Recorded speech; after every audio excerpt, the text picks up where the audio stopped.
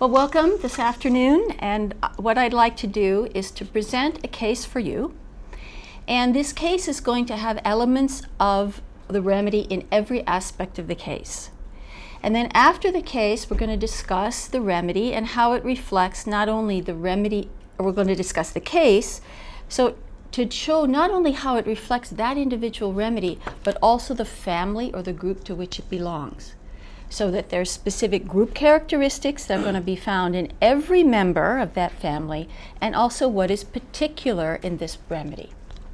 So first we start with this case.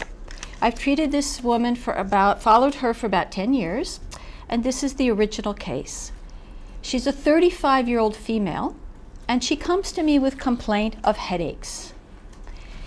Now, when I'm going to read this case, it's obviously edited because we don't have time for everything she said. But what I have preserved is the order in which she says things and the way in which she says it to the best of my ability, because even that is important to know. So she starts out by saying, "I'm suffering from horrible migraine headaches.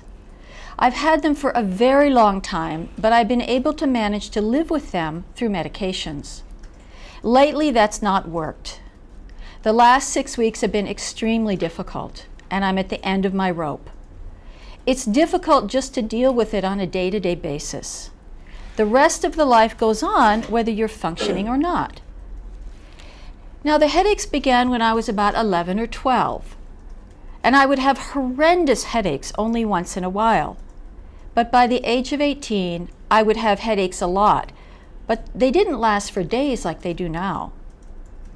In 1994, at the age of 25, I had breast cancer. Now that's 25 years old already, she has breast cancer. So that in itself tells us something about her vitality and the nature of her own constitution, that at such a young age already, such a serious illness can come to her.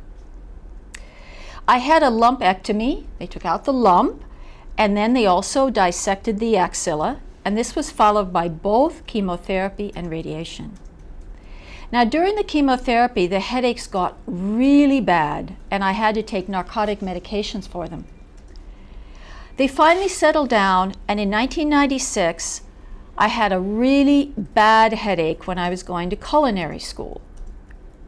I really like cooking, and so isn't that interesting? She's talking about cancer, and that goes into a really bad headache, and then all of a sudden she's talking about cooking school.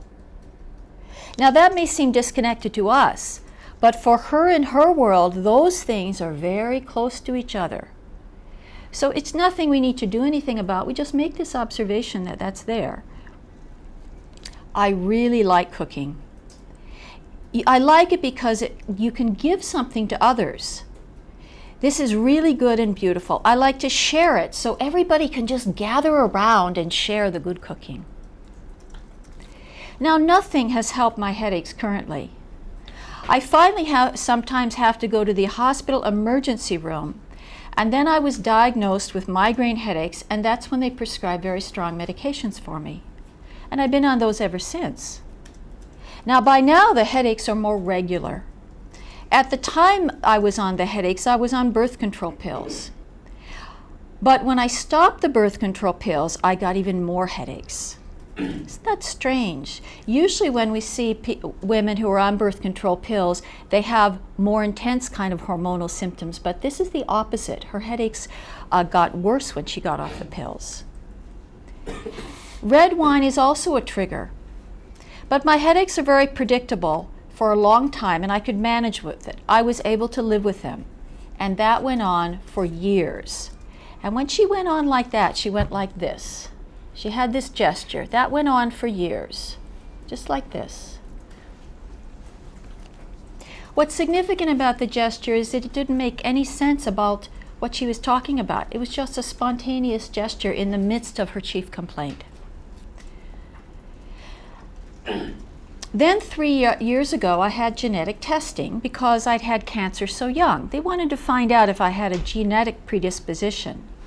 My aunt also had breast cancer, and 3 of my cousins have cancer. And I was positive for the gene mutation, and as a result, I then went and had a bilateral mastectomy and had my ovaries taken out.